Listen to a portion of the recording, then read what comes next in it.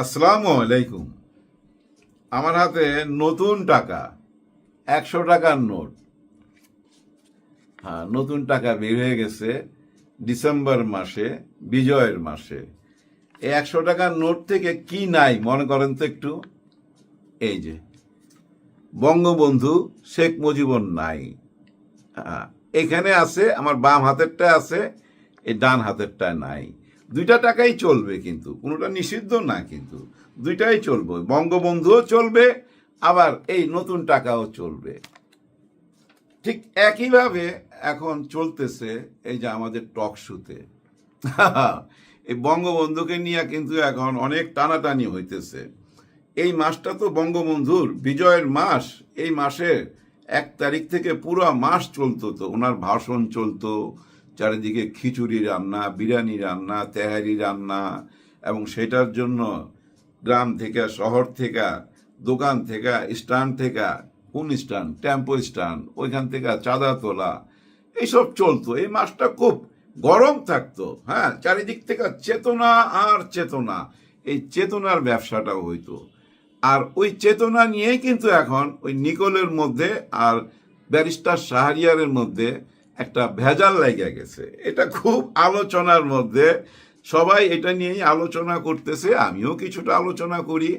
দেখেন, এই ব্যাপারটা হয়েছে এরকম, নিকোল যেটা করছে এটা বুঝা শুনেই করছে।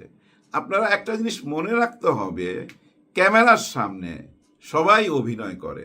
আপনিও যখন আপনার মোবাইল ক্যামেরার সামনে চলে আসবেন না, আপনিও দেখবেন ওই আগের মানুষটা না, ক্যামেরার সামনে একটা অন্য মানুষ হয়ে যাই আমরা। আর আমরা যা ক্যামেরার সামনে বা মানুষের সামনে প্রকাশ করি, বলি, সেটা কিন্তু আমরা না। আমরা যেটা গোপন করি, আমরা যেটা লুকাই, সেটাই কিন্তু আমরা। আর নিকোল যেটা ক্যামেরার সামনে প্রকাশ করতেছে, এটার পিছনে ওনার প্রডিউসার, ওই প্রতিষ্ঠান, সবাই জড়িত না। উনি কি ধরনের প্রশ্ন করবে, উনি কি একা একা বাড়ি থেকে লেখা নিয়ে আসে?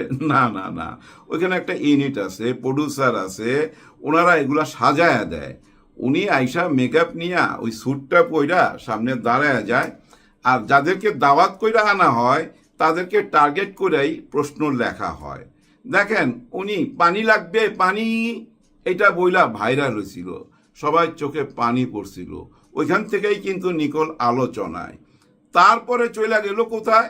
ওনাদের ডিপ স্টেট, মানে যমুনা টিভির একটা ডিপ স্টেট আছে, তো ওনাদের একটা রাজ্য আছে না, ওই রাজ্য থেকে ওনাকে কাজে লাগাইলো যে এখন আমরা আওয়ামী লীগ নিয়ে কথা বলবো, বঙ্গবন্ধুকে নিয়ে কথা বলবো, যেহেতু এটা বিজয়ের মাস।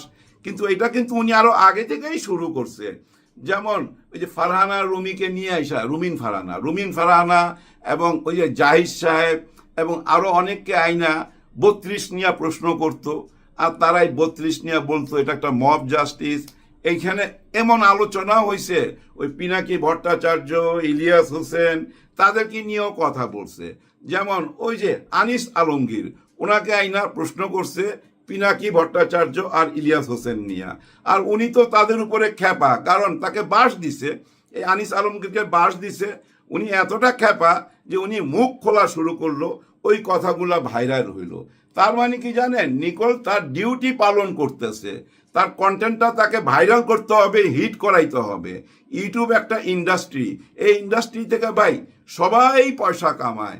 ধরেন এই যে প্রথম আলো বলেন, মানব জমিন বলেন, এই পত্রিকা বেচা এই প্রতিষ্ঠান চালাইতে পারে? একদমই না, কোনোদিনই না। ওনারা পয়সাটা কামায় কই থেকে জানেন?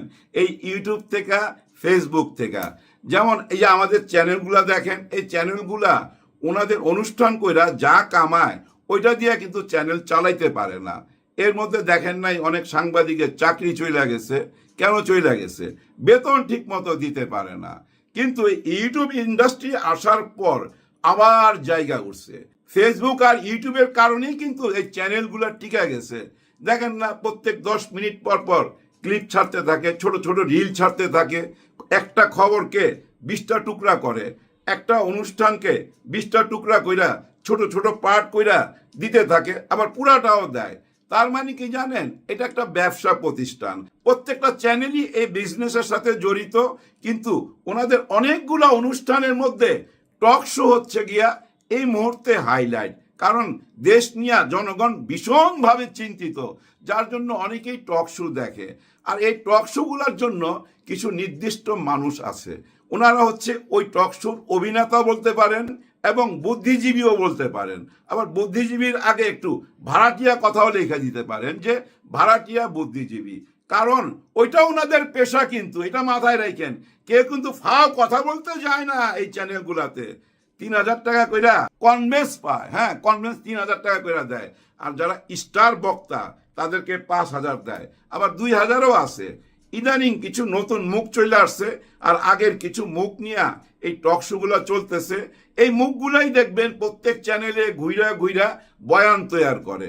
আর যেহেতু এখন ডিসেম্বর মাস, ওই যে 100 টাকার নোট দেখাইলাম, ওইখান থেকে ডিসেম্বর মাসে বঙ্গবন্ধুর ছবি নাই। এই টাকা তো ভাই ডিসেম্বর মাসে না দিয়া নভেম্বরও দিতে পারতো, সেটা দেয় নাই। যেমন এই যে পিলখানার হত্যাকাণ্ড, ভাই নভেম্বর মাসের 15 তারিখেও তো আইতে পারতো না। এটা আলোচনায় কখন আসলো? ঠিক নভেম্বরের শেষ দিনে, মাসের শেষ দিনে প্রকাশ করলো, ডিসেম্বরের 1 তারিখে, মানে বিজয় মাসের 1 তারিখে সামনে চলে আসলো কি আওয়ামী লীগ এই কর্মকাণ্ড চালাইছে। কোন কর্মকাণ্ড? পিলখানার হত্যাকাণ্ড। আওয়ামী লীগের নামটা আসলো। আওয়ামী লীগ কারা? স্বাধীনতার পক্ষের, তাই না? এই বিজয় মাসে যারা উৎসব মুখর কইরা তুলতো, সারা মাসই আনন্দ করত, চান্দা তুলতো আর খিচুড়ি রাঁধতো, ওই বিজয় মাসেই কিন্তু পিলখানার হত্যাকাণ্ড চলে আসলো। এবং এই যে টাকার চেঞ্জ, এরকম অনেক কিছু চেঞ্জ। এই যে টকশোর মধ্যে আজকাল যেগুলো তর্ক হইতাছে, বিতর্ক হইতাছে, ভাই এর পিছনে কারণ আছে। আমি স্বাধীনতা দেখছি 71 পর্যন্ত, 71 পর্যন্ত ভাই বঙ্গবন্ধু ছাড়া কেউ কিছু বুঝতো না ভিতরে কি ষড়যন্ত্র হইতাছে, ওই আগরতলা ষড়যন্ত্র কি, এগুলো সাধারণ মানুষ বুঝতো না ভাই, একদমই বুঝতো না। কিন্তু বঙ্গবন্ধু যখন পাকিস্তান জেলখানা থেকে ছুইটা বাইর হইয়া ইন্ডিয়া হইয়া দিল্লি হইয়া বাংলাদেশে ইন করলো, তারপরও ভাই 5-6 মাস বঙ্গবন্ধুর জন্য সবাই দেওয়ানা। এরপরেই লাগলো ভেজাল। কারণ কি জানেন? এরপরে বিদেশ থেকে প্রচুর পরিমাণ রিলিফ আওয়া শুরু করলো। চাল, ডাল, লবণ, তেল, কেরোসিন এসব যখন আসা শুরু করলো, আর তখনই আওয়ামী লীগের নেতারা জড়ায় গেল এই ব্যবসার সাথে। এগুলো নিয়ে কোথায় ব্যস্ত জানেন? সব ইন্ডিয়া পার করে দিত। দেখেন ওই টাইমে লবণ ছিল 8 আনা সের, ওই 8 আনা সের লবণকে 80 টাকা পর্যন্ত কইরা ফেলাইছিল, কেউ লবণ খাইতে পারতো না।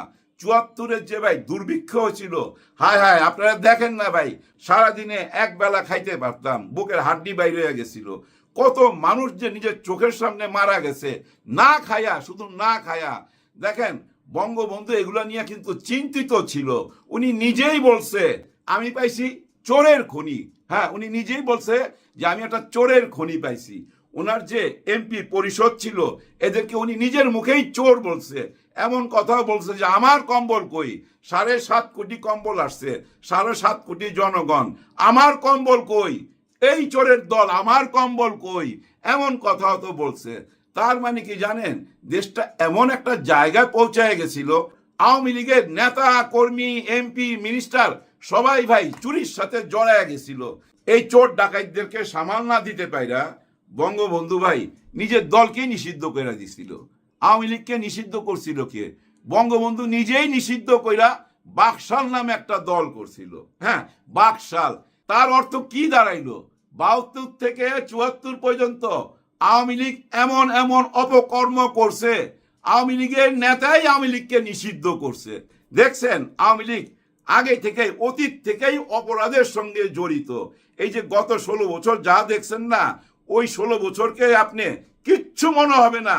ওই 72 থেকে 75-এর এই 3-4 বছরের হিসাব যদি সামনে আনেন, তুচ্ছ মনে হবে ভাই। এই যে শীতলক্ষায় নিয়ে, বুড়িগঙ্গায় নিয়ে প্যাট ফাইরা সিমেন্টের বস্তা ঢুকাইয়া দেওয়া, এটা নতুন কোনো ঘটনা না। আয়না ঘর হিসাবে হয়তো আমরা জানতাম না, কিন্তু ভাই নিয়া মাইরা ফেলাইতো। কারা মারতো? রক্ষী বাহিনী। এই রক্ষী বাহিনী বানানো হয়েছিল কাদের বুদ্ধিতে? দাদাদের বুদ্ধিতে রক্ষী বাহিনী বানানো হয়েছিল। এবং আমাদের আর্মি ভাইদেরকে বুঝছেন বেড়াকে বসায় রাখা হইতো, একেবারেই ভাঙ্গা পড়ছিল ভাই আর্মি ভাইরা। কারণ কি জানেন? ওনাদেরকে অবহেলা কইরা, সাইড কইরা রক্ষী বাহিনীকে সামনে নিয়ে আসছিল। আর ওই রক্ষী বাহিনী 22 থেকে 26 হাজার মানুষ, সঠিক তথ্যটা আমি জানি না, আমি যেটা শুনছি সেটাই বলতেছি। 22 থেকে 26,000 মানুষ। এই মানুষ কারা? তারা জাসদের মেম্বার, তারা জাসদ করত। এই জাসদের ছেলে পেলেদেরকে ভাই উঠায় নিয়ে যায় গায়েব করে দিত, মাইরা ফালাইতো, কোনো হিসাব থাকতো না। কেন এটা করতো? এই জাসদ থেকে এই প্রতিবাদ করা হয়েছিল যে ভারতের আধিপত্য এই দেশে চলবে না। হ্যাঁ, আধিপত্য ভাই এমন পর্যায়ে চলে গেছে, এই যে ডিআইটি মার্কেট আছে না, গুলশান 1 নম্বর ডিআইটি মার্কেট, আমার নিজের চোখে দেখা, 72-73-এর কথা বলতেছি। ইন্ডিয়ান কারেন্সি চলতো, ভারত থেকে যারা আসতো ইন্ডিয়ান কারেন্সি নিয়ে আইতো, এইসব দোকানে ভাই ওই ইন্ডিয়ান কারেন্সি নিত। আস্তে আস্তে এমন কইরা ফেলাইতেছিল, নেপালে যেটা করছিল, ভুটানে যেটা করছিল, ওই একই কাজ করতে চাইছিল। আর মানুষের ভিতরে না একটা ক্ষোভ, ঘৃণা জন্ম নিতেছিল। কেন জানেন? এই যে দুর্ভিক্ষের মধ্যেই শেখ কামালের বিয়ে হয়েছিল, শেখ কামালের, হ্যাঁ শেখ কামালের বিয়ে হয়েছিল সুলতানা নামের একজন খেলোয়াড়ের সাথে। মানে উনি বোধহয় দৌড়বিদ ছিল। ওই ভদ্র মহিলার সাথে বিয়ে দিল শেখ কামালের। প্যারিস থেকে ভাই মুকুট আনাইলো, ডায়মন্ড সেট করা মুকুট আনাইলো প্যারিস থেকে। ওই মুকুট দিয়া শেরাটন হোটেলে বিয়ে হইতাছে। এগুলা পত্রিকার প্রথম পাতায় আছে, এখনো খুঁজলে পাবেন। এইসব ক্ষোভ মানুষের ভিতরে জন্ম নিচ্ছিল। হায় হায়, আমরা কাকে বসাইলাম, কার জন্য দেশ স্বাধীন করলাম, কার জন্য রক্ত দিলাম। দেশের মানুষ না খায় আছে, আর উনি স্বর্ণের মুকুট দিয়া, হীরা লাগানো মুকুট দিয়া ওনার সন্তানকে বিয়া করায়। এইসব নিয়ে দেশের সাধারণ মানুষের ভিতরে ক্ষোভ আর ঘৃণা জন্ম নিচ্ছিল।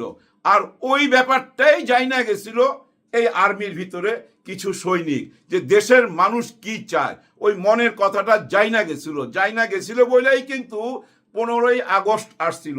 15ই আগস্টের পরের দিনের দৃশ্য আপনারা দেখেন নাই, আমি নিজের চোখে দেখছি ভাই। মহল্লায় মহল্লায় মিষ্টি খাওয়ানো হয়েছে, একদিনেই সব চেঞ্জ হয়ে গেছিল।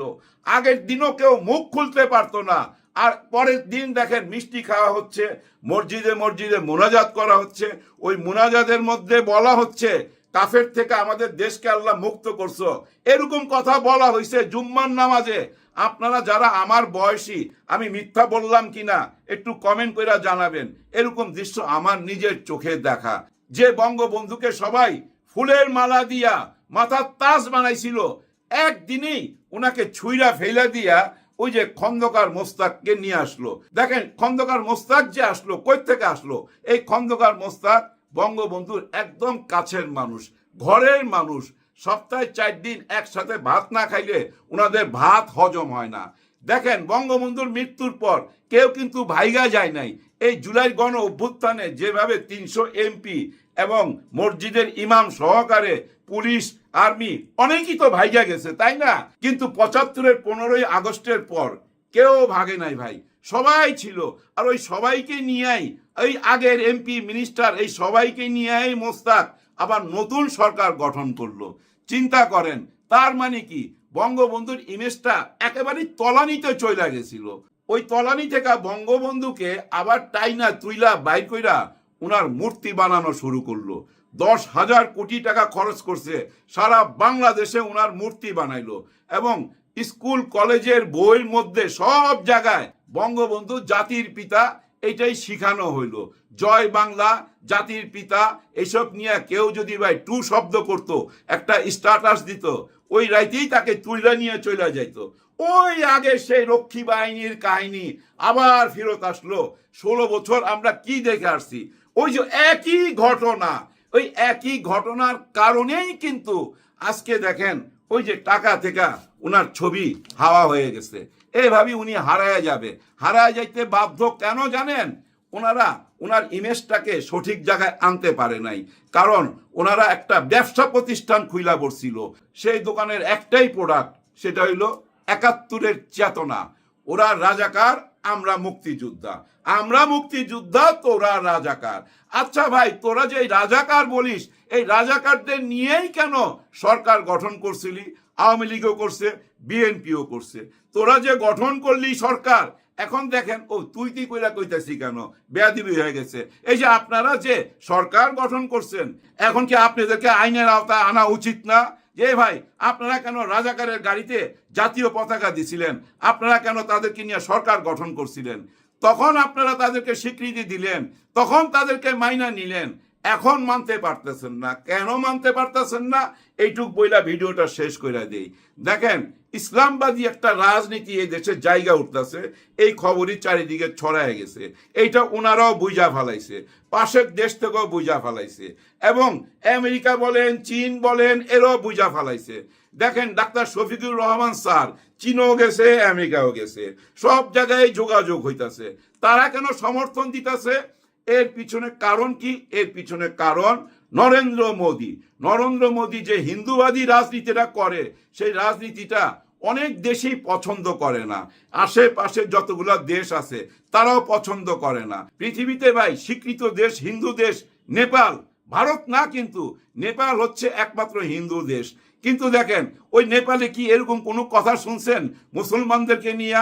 মুসলমান বিদ্বেষী কোনো মানুষ খুঁজে পাবেন নেপালে? পাবেন না।